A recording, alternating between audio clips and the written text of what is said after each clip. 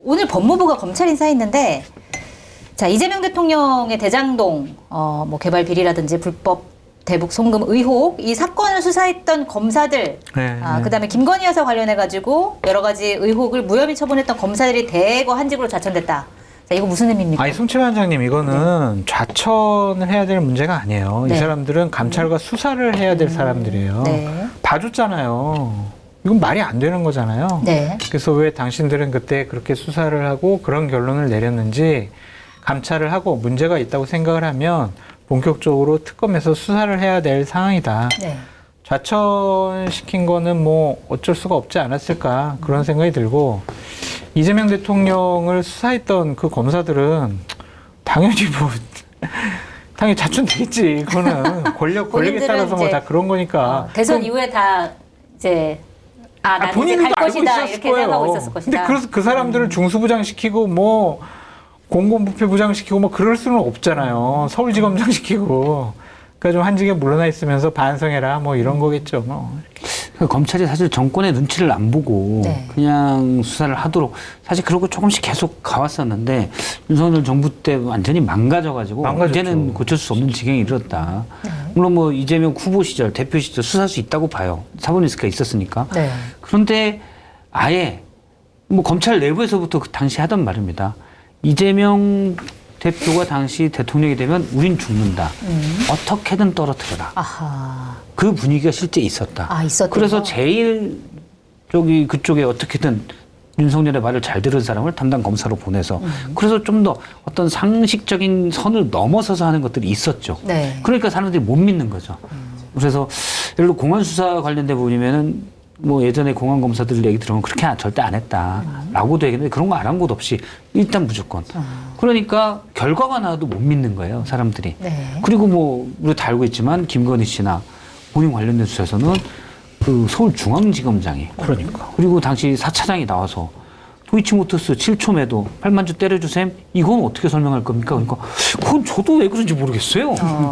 이게 말이 안 되잖아요. 그런데 그렇게 모르겠다고 뒷머리를 극적극적거리면서 했던 주요 검찰 간부들이 있었는데 불과 몇 달 만에 다 나오잖아요. 뭐 그분들도 다 사실은 좌천, 물론 이제 지금 그만둔 사람들이 많지만 다 수사 대상이에요. 그럼. 그러게 말입니다. 자, 그리고 검찰에 대한 신뢰를 잃게 만드는 사건이 또 최근에 또 있어요? 공개가 됐잖아요. 그 띠지. 그 건진법사 집에서 발견된 관본권 띠지랑 스티커 분실한 거. 이건 진짜 뭐예요? 실수예요? 고의예요? 어떻게 봐야 되나요? 저는 실수라는 게 도저히, 그러니까 한 명이면 늘 실수가 있어요. 있을 수 있습니다. 뭐 2003년에 입직한 사람이라고 하는데 수사관이 봤다고 그러는데 한 명이 그랬다면 저는 통계상 뭐 사실은 실수할 수도 있죠. 그분이 뭐 막 돈 세다가 갑자기 본인 뭐 누구한테 전화가 와서 봤다가 했다든지. 그런데 저는 일단 이해가 안 되는 그거는 사실관계를 좀 더 확인을 해봐야 되는데 그 돈을 절대 혼자 세라고 두지 않아요. 한 명은 아니었을 것이다. 그렇죠. 어떻게 될지 모르잖아요. 기자들도 예전에 아마 여러분도 기억하시겠지만은 뭐 이렇게 설날이나 아니면 뭐 이럴 때 되면 무슨 돈 할 때 사진을 찍을 때 한국은행이나 이런 은행에서 돈을 빌려옵니다. 왜냐면 5만 원짜리 막 쫙 풀어놓고 돈 사진 찍어서 그래픽을 써야 되는데 일단 돈이 있어야 되잖아요. 돈 많은 부장님이 준다고 해도 저 5만 원짜리가 막 몇 천만 원 쫙 깔려 있는 거를 사진으로 딱 해서 거기에 사람이 누워 있는다든지 이런 사진을 찍는데 은행에서 다 와서 감독을 해요. 그렇군요. 돈 처음에 다 세고 다시 다 가고. 그러니까 협조를 요청해서 사진을 찍는 거죠. 돈 쫙 그런 사진을. 그런데 1억 6,500만 원이나 되는 돈을 23년에 입사한 신입 수사관이 혼자 샜겠냐. 그게 납득이 안 되는 거예요. 어떻게 믿어 사실은 그거는 서로 저한테 만약 혼자 세라고 해도 제가요? 누가 같이 세야 되지 않아요? 그렇잖아요. 그리고 검토를 해야 되잖아요 또. 그런데 이분이 띠지나 스티커를 이건 별로 중요하지 않다라고 버렸어도 다시 묶을 때 그러면 좀 더 경력 있는 사람이 아까 그거 어디 갔어? 그럼 바로 찾을 수가 있잖아요. 그래서 저는 이게 그냥 실수로 없어졌다라는 건 사실 상식적으로 납득이 안 됩니다. 만약에 그럼 고의로 숨겼다? 그것도 사실은 엄청난 일인 거고. 그렇죠. 그럼 범죄죠. 벌어질 수 있는 말이 안 되는 거 어떻게 보세요? 실수를 가장한 고의다라는 좀 생각이 들고 증거를 꼭 인멸해야만 했었던 이유가 있지 않을까.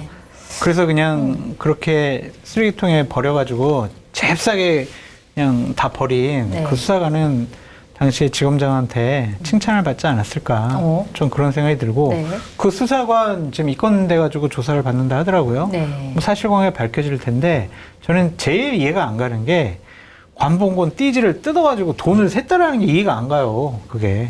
그 이미 다 세져 있는 거죠. 거잖아요. 다 비닐 포장까지 다 돼 있는데 그 증거 자료 그대로 보관하는 게 맞지. 비닐을 뜯어 일단. 그리고 거기 있는 띠지를 다 띄어. 맞는지. 그것도 그러네. 그래서 그걸 버려. 웃기잖아. 아니, 그리고 그걸 돈을 세 하나하나씩. 근데 혹시 위조 지폐가 있을지 모르니까 이렇게 해서 이렇게 떠들어 부릴 수 있지만 은행에서 제대로 샜나? 내가 할 때 돈 좀 샜지. 그래서 내가 한번 세겠어. 그것도 잘 이해가 안 되니까. 말이 안 되지. 세야 될 필요가 있거나 아니면 위조가 있다. 그런 거는 사실은 은행 쪽에서 전문가가 와가지고 그렇죠. 전문가 입회하에 그걸 한다던가 그러면은 모르겠는데. 아니 증거물이잖아요. 그럼 증거물은 그대로 보존하는 게 수사의 원칙 아니에요? 근데 그 비닐을 뜯는다는 게 말이 돼. 증거물 훼손이잖아. 웃기잖아요, 그거부터가. 그러니까 제가 볼 때 말이 안 돼. 실수로 띠지와 스티커를 잃어버렸을 가능성은 딱 하나예요. 네. 뭐예요? 혼자 이 수사관이 돈을 세고 있는데 네. 1억 6,500만 꽤 많잖아요. 일단 한 1억 2천만 원 정도 세고 있는데 갑자기 누가 전화가 왔어요. 네. 예, 여보세요? 야, 그거 다 셌어? 아, 지금 세고 있습니다. 까먹었어. 그걸 왜 세? 막 이런. 아니, 어디까지 셌는지 까먹었어. 처음부터 다시 해야지. 다시 세야죠, 이제 처음부터. 네. 그러다가 6시 땡 친 거야. 야, 다 셌어? 아니, 못 셌는데요? 아까 죄송합니다. 너 이렇게 돈을 못 세! 그러니까 제가 집에 가서 좀 세고 오겠습니다. 가져갔어. 갔다가 이제 하다가 라면 좀 끓여 먹고 뭐 하다가 오다가 네. 띠지를 잃어버린 거지. 그런데 이제 네. 방을 이제 누가 청소해줬거나 그 경우 말고는 없다. 다른 자리로 가야 돼요. 집으로 네. 돈 세러. 근데 말이 안 되잖아요. 네. 업무가 남았으니까 집에 가서 돈을 세야지. 말도 안 되는 일이잖아요. 그래서 저는 실수일 가능성은 극히 낮다라고 봅니다. 그 띠지가요. 보통 우리가 이제 은행 가면은 한 100만 원만 좀 현금으로 찾으면 이렇게 세 가지고 띠지 이렇게 그냥 맞아. 해주잖아요. 네. 그 띠지가 아니야 이건. 그렇죠. 이거는 두꺼운 네. 좀 폭이 있는 그 띠지가 가로 세로로 딱 이렇게 완벽하게 밀착될 정도로 네. 그렇게 띠지를 확실하게 해요. 근데 그걸 왜 뜯어가지고 왜 세냐고 그거를. 그러니까 그거 자체가 난 이해가 안 되는 거예요. 진짜 은행 돈 맞나? 이해가 안 되는 게 띠지도 중요한데 네. 거기에 지문이 묻을 수도 있고 중요한데 사실은 스티커 우리가 사진에서 보면 크게 있어요. 좀 큼지막하게. 네. 이 신입 직원이 띠지의 중요성을 몰랐다. 정말 그래서도 안 되지만 그렇다고 쳐요. 스티커는 누가 봐도 중요 증거처럼 보이는데 거기 뭐 정보들이 한국은행 써 있고 누구 네. 며칠 이런 거 다 써 있어요. 그걸 버린다는 건 상상이 안 돼요. 네. 비닐도 버릴 수 있다고 봐요. 근데 스티커는 네. 한국은행 그리고 그게 22년 5월 13일인가 아무튼 이렇게 제격으로 이렇게 써 있고 담당자 누구 이렇게 다 써 있거든요. 네. 그걸 버렸다? 그거는 중학생도 안 버릴 것 같은데. 그러니까 이거는 고의로 고의일 수밖에 이게 없다. 밝혀지면 안 되니까 네. 버린 거예요. 근데 이 관봉권을 누가 줬는지 네. 그 당시 얘기 다 들으셨잖아요. 못 들었어? 못 들었어요. 뭐요? 못 들었어? 언제 누가 준 거예요? 이 관봉권 네. 어디 출처가 어디인지. 그때 공동포차에서 우리가 얘기했을 때는 뭐 대통령실 아니겠느냐. 그러니까 누군지 특정이 됐다니까. 그래요? 그래가지고 내가 봤을 때는 그거를 감추기 위해서 버린 것 같아. 누구예요? 끝나고 말씀드릴게요. 끝나고 말씀드릴게요. 방송에서는 할 수 없다? 네. 시청자분들이 너무 궁금할 것 같은데. 다 아는 줄 알았는데. 그래요? 그때 몰라요. 나도 처음 들어보는데. 그래요? 네. 좀 이따 알려드릴게요. 알겠습니다. 아쉽네요. 방송에서 대통령실에서 일하던 사람입니까? 네. 나의 보험 상태를 객관적으로 체크해 공정한 평가와 합리적 대안을 제시하는 마이보험 체크는 보험 가입자의 이익을 최우선으로 각종 보험을 고객의 상황에 맞게 맞춤형으로 리모델링해드립니다. 마이보험 체크는 생명보험협회와 손해보험협회에 등록된 보험대리점 소속입니다. 홈페이지는 한글로 마이보험체크.com으로 접속하시고 전화는 1800-7917입니다. 검증된 상품을 인터넷 최저가보다 저렴하게 판매하고 있는 마켓하니 쇼핑몰에서 촉촉하고 부드러운 양고기를 준비했습니다. 6개월에서 9개월 미만의 호주산 어린 양만 선별해 최고급 부위인 어깨살만 손질해서 고기가 정말 부드럽고 고소합니다. 한 입에 딱 먹기 좋은 튜브 형태로 보내드립니다. 여름철 보양식 민어회는 주문 후 바로 잡아 보내드리는데요. 400g 25,000원 무료 배송입니다. 살코기 외에 껍질과 불에까지 골고루 담아 완벽 포장으로 보내드립니다. 주문 맛있어요. 빨리 주문하세요. 주문 방법은 유튜브 화면 좌측 하단을 클릭하시거나 포털에서 마켓하니를 검색하셔서 주문하시면 됩니다. 공덕포트의 다양한 안주거리와 딱 어울리는 프리미엄 소주 파주 소주는 명품 증류식 소주로 25도라는 높은 도수에도 맛은 부드럽고 달콤한 관량이 끝내줍니다. 공덕포차 광고를 기념해 특가 이벤트도 진행하는데요. 검색창에 파주 소주를 검색해 들어가시면 파주25 3병 선물 세트가 33,000원 무료 배송으로 판매되고 있습니다. 자, 국민의힘 일단 내일 전당대회에서 과반 득표자가 나오면 결정이 되는 거고 네네. 안 나오면 결선 투표 거쳐서 26일에 최종 승자가 가려집니다. 일단 투표율이 굉장히 높아요. 지금 최종 결과 투표율이 언제 나왔는지 모르겠는데 일단 첫날에 모바일 투표율이 37.51%다. 요거는 굉장히 높은 투표율이라고 하는데 왜 이렇게 투표율이 높은 거예요? 좀 화가 난 것 같기도 하고 당원들이? 네. 그러니까 화가 나면 보통 투표 안 하지 않나요? 한동훈 대표 측을 지지하는 그런 분들이 좀 화가 나가지고 야 이거 너무한 거 아니냐 진짜? 네. 어떻게 장동혁 전환기를 공천 준다 그러냐? 한동훈을 뭐 공천 안 주고 쫓아낸다고? 이 나쁜 인간! 그 분노가 나가지고 좀 더 투표를 많이 한 것이 아닌가 네. 그런 생각도 들고 또 극렬한 지지층들도 야 김문수 잘한다. 저기서 팬티바람으로 저기서 막 당사 앞에서 방송하고 있네. 당원 500만 명을 다 지키고 있고 야 대단하다. 그래서 그냥 찍어줄 수도 있고 전환기 씨가 자기 공이라고 그러더라고요 유튜브에서. 내가 막 이렇게 해가지고 진짜 흥이 됐어. 막 이게 투표율도 높네. 막 이러는 거잖아요.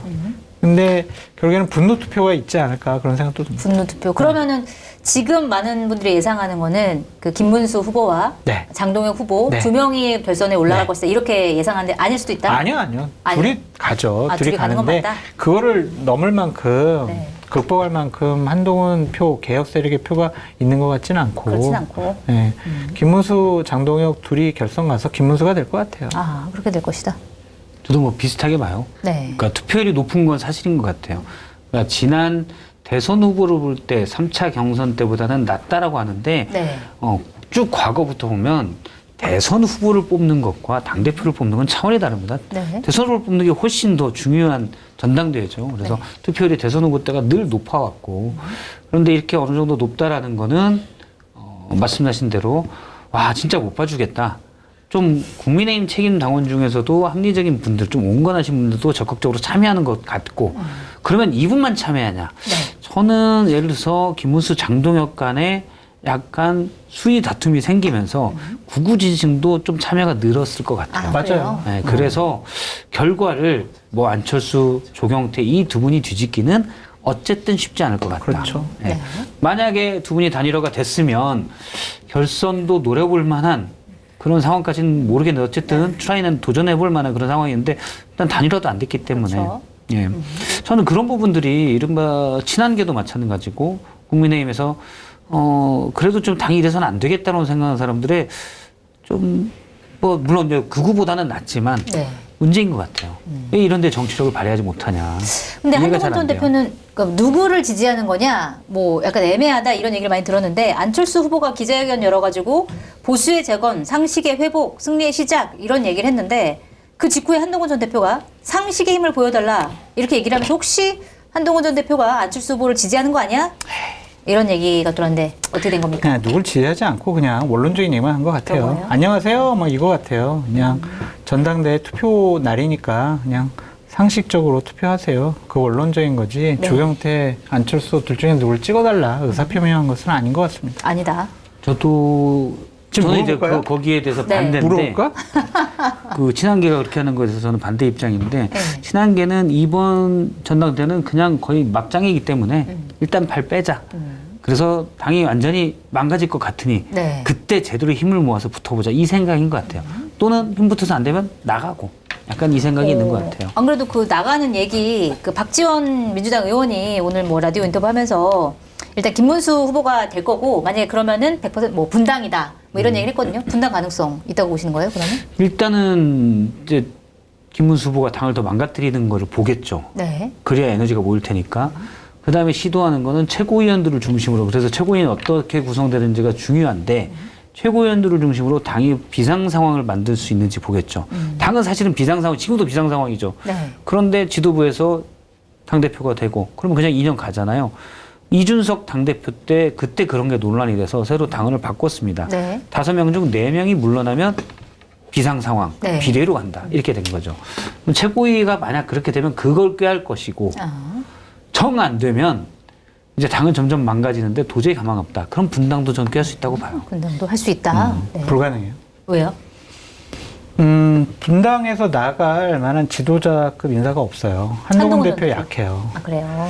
그리고 분당을 해서 정당을 만들려면 필수적인 필요 충분히 있어야 돼요. 예를 들면? 확고한 지역적인 기반이 있어야 돼요. 우리나라에서는 지역 정당이 아닌 정당, 가치 정당이 성공할 수가 없어요. 예를 들면은 지금 대구, 경북, 부산, 경남 이렇게 영남권 이것은 국민의힘 지지 기반이잖아요. 거기서 PK라도 떼 가지고 와서 네. 거기를 확고한 지역적인 기반으로 삼으면 모를까. 그것이 아니면은 좀 어렵지 않을까 그런 생각이 들고 확고한 국민적인 인지도와 지지도가 높은 대선 후보가 있어야 돼요. 그래서 그 사람 중심으로 뭉치죠. 네. 그리고 국회의원 배지 세력이 있어야 돼요. 근데 한동훈을 따르는 사람들 대부분은 비례대표란 말이에요. 네. 탈당하면 배지 떨어져요.